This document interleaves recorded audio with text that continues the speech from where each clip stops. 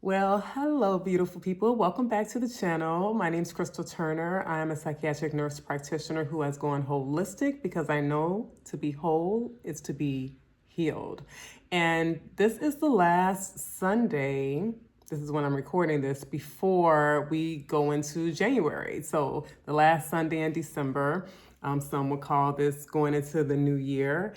And I really want to really talk about how we can learn from this year and move into this next segment of life, taking some lessons from the year before or, these past 12 months that we've had. How can we take this time, look at how we've been individually living and participating in, and what can we learn to leave and what can we take along with us or build upon to go into a new segment of life. We are always talking about how we want things to be better for ourselves, but it does take us being intentional and doing some reflecting to be able to determine what do we want to have better and how do we bring that into our existence. It's one way to do that is to think about what we haven't done so well so that now we can create how we would do that differently and get what it is that we want. And one of the things I really wanted to do in this video is share an experience I had, because I live in America, and oftentimes everything that is done in America is considered to be the top of the top, the best of the best, that our practices are the best, our medical systems are the best. And me working in the medical field, I question that. I question that because of the conditions that many people are experiencing in this country in terms of health. And especially for me, with mental health. And so I did myself a favor. I gifted myself with a healing retreat for my birthday earlier this month. And I visited Colombia. And when I was there, and as I've been traveling more, I've really been wanting to pay more attention to how people live other places and how they are impacted in their health, and especially, again, for me, in their mental health. And so I was in Colombia, and I particularly stayed in an area called Palomino, Colombia. And I want to share just some of what I experienced there. Because when I did some research in relationship to America and Colombia, we have significantly more mental health issues here, and they have significantly less mental health issues there.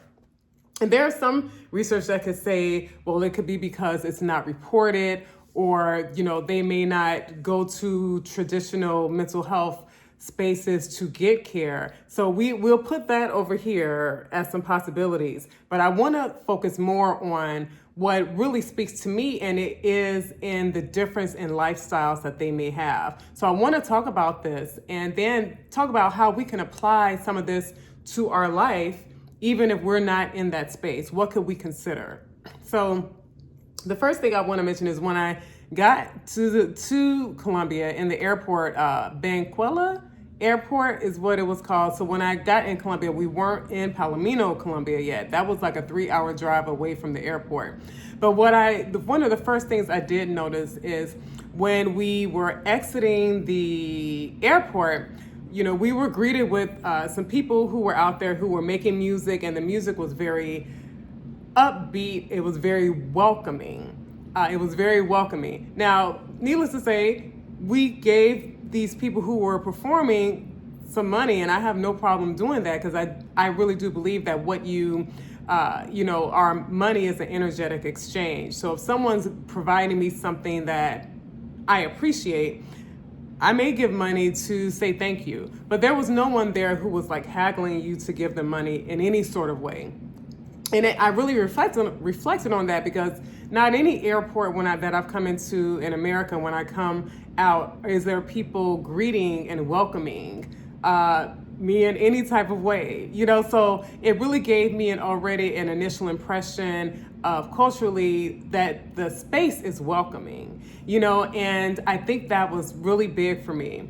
Now, when we were traveling from the airport to Palomino, Colombia, again, this was like a 3-hour commute. So we saw a lot of scenery on the drive there. And there were areas that we went through that did look poor, but I never saw people who looked destitute in their face. There was a lot of community that I saw as we were driving through these towns. There was a lot of nature that I also saw that looked as if it had been maintained, like trees, and then there was the ocean, and there was rivers and mountains. I saw all of these things that it seems like it was just it was not, there were not so many buildings and structures that were blocking the connection with those things. So those were like some of the initial things that I noticed. Now, the resort that I had gone to, it was, I want to say an eco resort, eco lodge, but basically there was no electricity at this resort except in the, in the main lobby.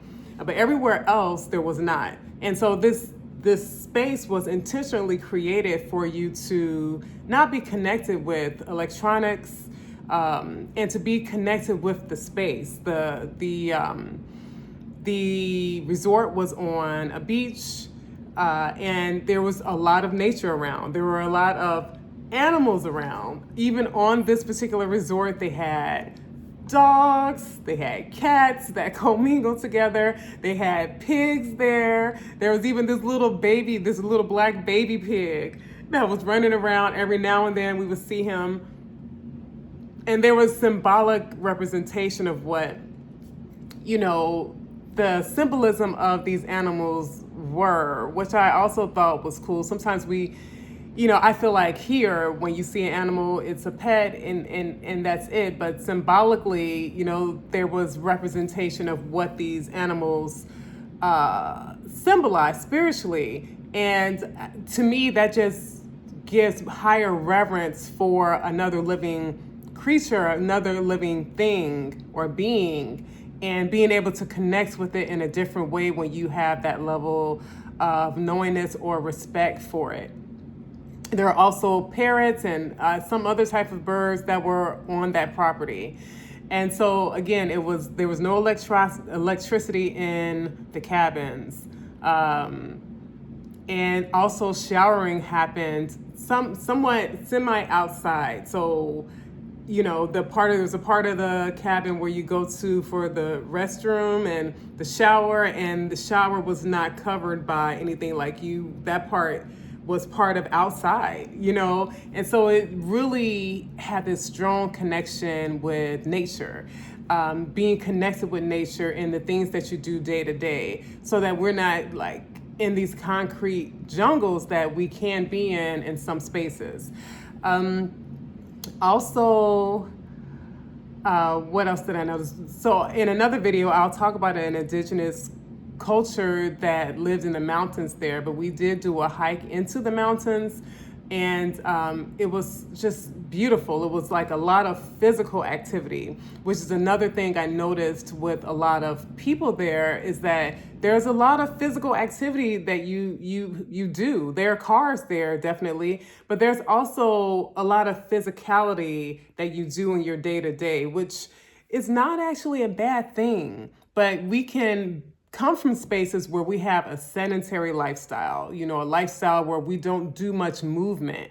We don't move around much, and it impacts us long term in so many ways. So remember, I'm comparing the health conditions of people in America as opposed to people in Colombia, and particularly their mental health. It seems to be more mental health incidences in America than it is there. And again, some would say because things are underreported, but I would challenge that it also has to do with the lifestyles that are had there. So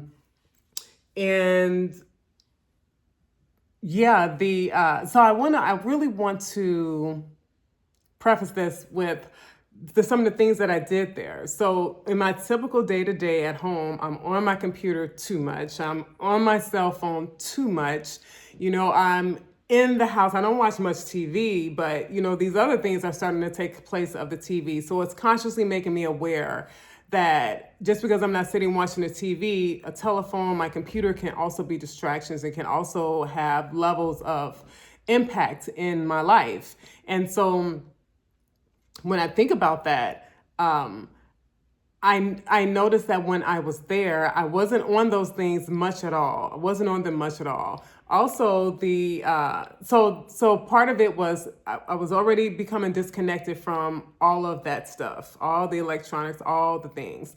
What else did I do there? I stayed outside a lot. I walked in the sand. I learned how to make like microgreens and things that I don't know, that I've never been taught. So learning how to grow certain types of food, just first of all was empowering, and then just tasting what we grew in this short period of time, because I was there a week, but certain things grew in enough time for us to be able to taste them, was really like rewarding to be able to see how you can have provision for yourself and not have to feel as anxious that you have to rely completely on a system. You could start to cultivate and have like these abilities of your own to get what you need.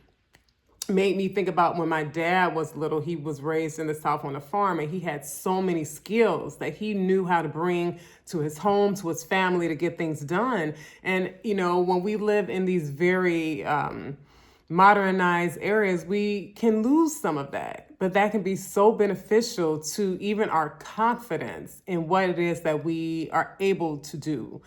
So engaging in that felt really good.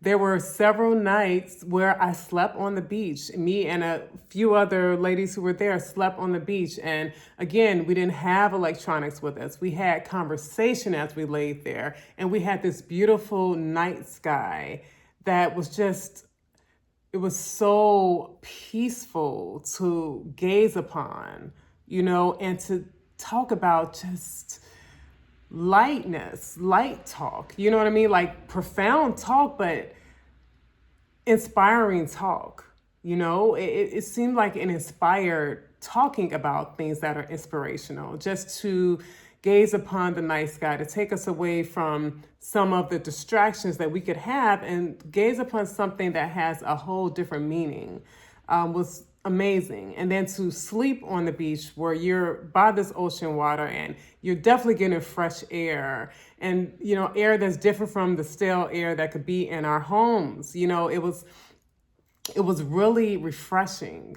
And to do that without being afraid initially. Now, as several days went on, then I started paying, someone pointed out to me that there are crabs on the beach, and you start getting kind of nervous about that and allowing these fears to come in because you come from such areas that are so modernized that you forget the nights that I slept out there, they didn't bother me at all, and I'm sure it would take more time of me being there to be able to benefit from adapting that mindset that, nature and the things that are in nature, insects that are in nature aren't there to harm me. They have a purpose, and they have so much more significance than what I'm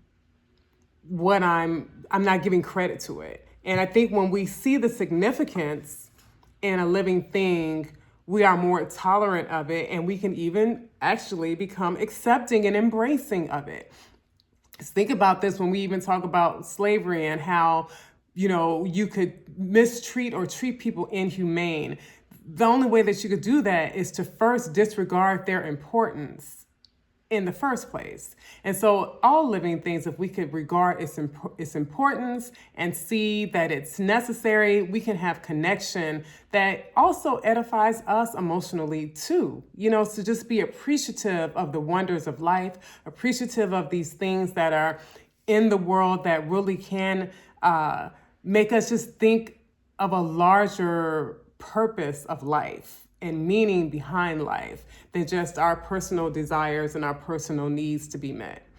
So finally, and it probably isn't really finally, but one of the last things that we did when I was there again, we took this hike through this mountain, the Sierra Nevada mountains, I want to say. And it ended up being a 10-mile hike, guys, which was amazing through this mountain. And some of the things that I saw in the mountain is that there was a young child who was riding a donkey. The child must have been 6 years old.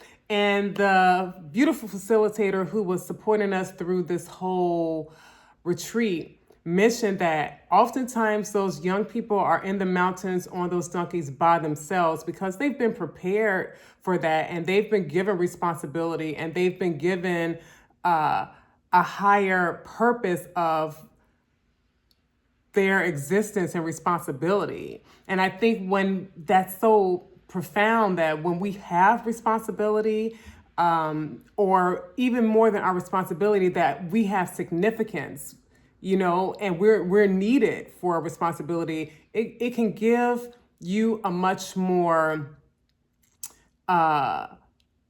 sense of purpose in life. And I think for so many of us, even in our mental spaces, it can be not feeling purpose, not feeling like we have purpose, but really just looking at this was an indigenous tribe who was in the mountains, and seeing how, even the young people have purpose, and they know that they have purpose. And, there is a need, there is responsibility, not responsibility where you're overwhelmed because you have too much stuff to juggle in a society that tries to make you distracted by constantly being busy. But this is a responsibility where balance is part of it all, but you still have responsibility, which gives significance and purpose. And I thought that was really important, and then hiking through that mountain and really appreciating all of the different things we saw with our senses, right? Utilizing these senses. So the things that we saw, these beautiful, vibrant butterflies that we saw, what we heard, and at some point we heard these howling monkeys. I never saw them, but we heard them.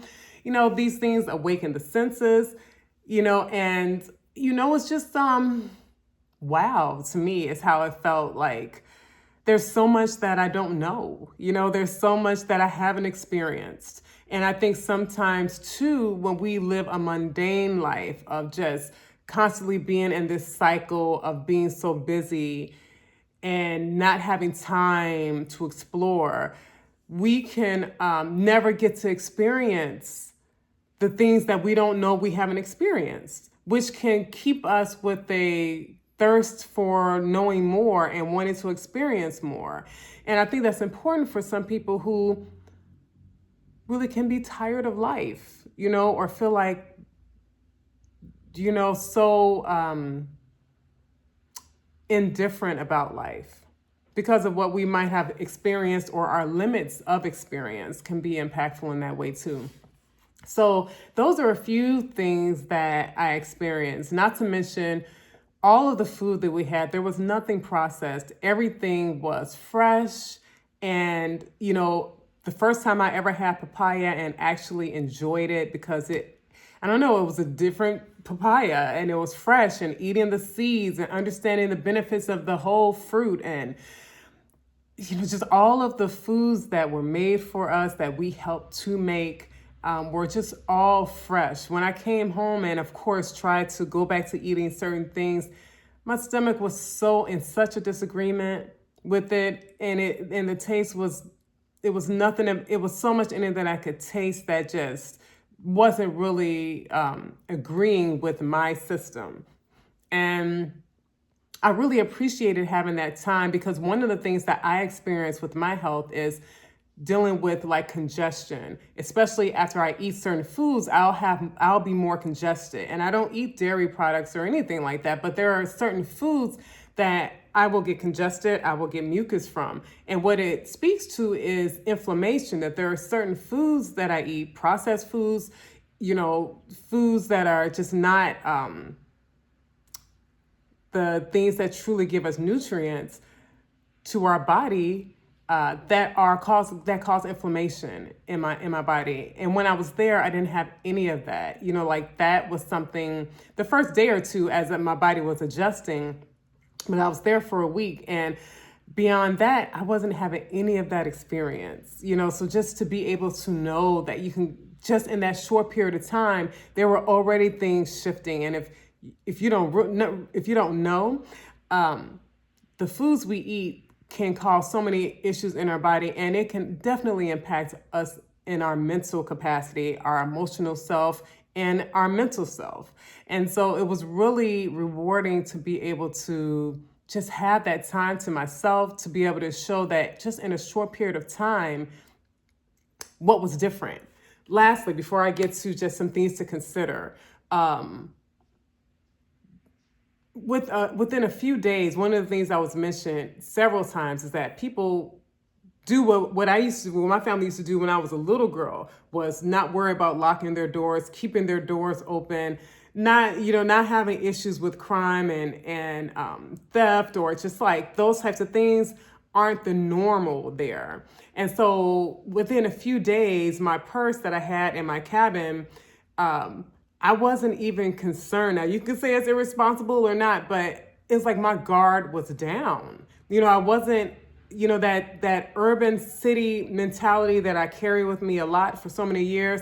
I was relaxing in the space because the space told me that it was no need for all of that, and I think that's big. What spaces are we in that cause us to continuously need to be on guard? And so I want to take a moment to consider some things, learning from what I'm learning from this culture where I was, even for that short period of time, and even just researching some of their background as well. What can we incorporate into our day-to-day? And so one of the things is that there's big emphasis on community there. And so in our spaces, wherever you are, where is your community outlets? Do you have it? Or do you have a lifestyle that has some centering around community? Because that is so big. Even for Black people, we come from cultures that are community centered. But when we're in westernized societies, we could easily, over time, and especially over generations, start to adopt more westernized mentality, which is usually more individualistic. Which means I do it by myself, I care for it by myself, I struggle by myself, I suffer by myself. And some people end their life because they are not feeling any support or help, and it can become too overwhelming. Whereas in many cultures where there is a community-centered focus, things like suicide are usually significantly less because there's support in community. There's leaning your head on someone's shoulder in community, and being able to adopt that and figure out how can you bring more community to your life. And sometimes we have to create it, or, the people who are around us being intentional about creating activities and things that you do that support community and your togetherness. Also, because I have to look at my notes, cultural perspectives on mental health. So there are some things that talk about, well, mental health they may not have as much access to mental health there, or there's not as many providers there. And that could be some truth, but there also could be a different mindset around mental health or how to address mental health concerns. And for some spaces there is a lot of turning to traditional practices and spiritual practices that support the overall mental health. And I can't knock that necessarily, because when I think of spiritual practices, I don't think of religious practices. I don't think of just sitting someplace and attending a church and saying, because I attended a church, because I listened to a sermon from a pastor, that now I should have better mental health. And if I don't, shame on me because I'm not doing it right. I don't think that's what it is there. I think it's understanding spiritual practices that connect you to the larger the bigger, which is where we understand that there's something beyond us, bigger than us, that can, for many people, help them to understand that they're not alone and there's a power that's even stronger than us. But if we even connect with that power, how much we will recognize that that power is also in us. And what could we move? What mountains could we move? How could we change our conditions knowing that? And then the traditional practices. A lot of times, the traditional practices, I'm going to intertwine it, is diet and lifestyle. So again, when I was there, not to say it doesn't exist, because it does, but there's more access to fresh foods, locally sourced foods, which means they're going to have not spent as much time being shipped somewhere and losing their nutrients that are in them. It's there, it's on the land, and you're eating those things. And the lifestyle practices, which is not one that is more centered on competition and material gain per se, or materialistic significance, getting purses that don't do anything for us in catastrophes. You know what I mean? They're connected with things that maybe have more meaning, and not allowing materialistic things to end up controlling us, meaning we go and we get all these things, and then we have to live a life that is all about being able to pay for those things. And so we never can rest. And so in our lives, is there somewhere where we can look at our lifestyle? What are we? Are we living a lifestyle that is keeping us having to work to a certain degree that keeps us from being able to rest? Because rest is important. And so being honest about what we're engaged in that takes away, or where our values are. If our values are in the material things instead of really the spiritual things, could shift how we are emotionally in our beingness too. Not to say that, we can't enjoy nice things, but just having balance, right? Balance is important. And connection with nature. Is there a way that wherever you are, wherever you live, that you can connect with nature more? Is it going outside? Even for me, I'm in a climate where it's not as cold as it could be right now. But, I'm dedicated to still going outside and taking myself walks, dressing appropriately so that I'm comfortable when I go out, but going out so I can still get the fresh air, still let the wind hit my face, still, have different scenery than what's in my house, feel refreshed when I come back, get the exercise and get the circulation going in my body because of this movement that I'm doing, and connecting with nature in that way, And, many of us, I do, live in an urban society where the pace is usually more fast. There could be more crime. How much can I disconnect from that at times? Is it a lake that I can go to? Is there, sometimes a getaway that I can go on where I can be in a different space? Would I consider moving to a space that is more conducive to allowing me to be out of urban areas if it's stressful for me, and giving me something that's more calm? And I think that's where I'll stop, because what I want us to close with is that there is seemingly more resilience and adaptability that that culture in Colombia may experience because of their shared values, because of their shared historical values, and having giving value to their history, and honoring that history, and trying to continue to bring, traditional ways into their day-to-day life and not disregarding it.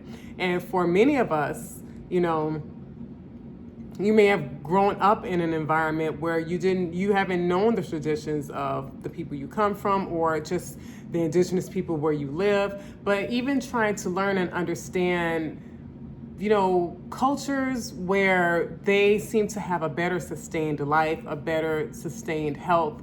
What could you learn from that you could incorporate into your day-to-day life? You don't have to do all of it at once. That would be something that would be discouraging because it could be too much. And this is not about overwhelm, but it is about considering some of the things that I've mentioned that could be a thing that makes you say, I think I could try doing that, or that sounds like something that I could swap out and try to do differently. And more than anything, as you do this and be intentional about doing it, regularly, to then study yourself and understand how it's impacted you in the overall of your mental health, how you felt physically, and even, spiritually. How are you feeling when you take a new practice into your day-to-day life and give it some time to see how your body starts to respond? Remember, I was in this space for 7 days. And even in that 7 days, I noticed significant differences for me, how I felt physically, how I felt in my mindset, how I felt spiritually. And not to say that things are a quick fix, that, you do something a day or two and you don't see anything and then we don't do it anymore. It's giving yourself time to see the effects of change behavior and how it makes you feel. Because once you see those effects, then that in itself is going to be the motivation to continue to do it. So that's what I'm leaving with you today. Please let me know in the comments section which of these practices seems most interesting to you. And is there a place that you want to visit and learn more about the experiences that the people have there? Leave it in the comments section. Don't forget to like this video and don't forget to subscribe to my channel and share this with someone who may benefit. All right, I will talk to you all next time. Bye.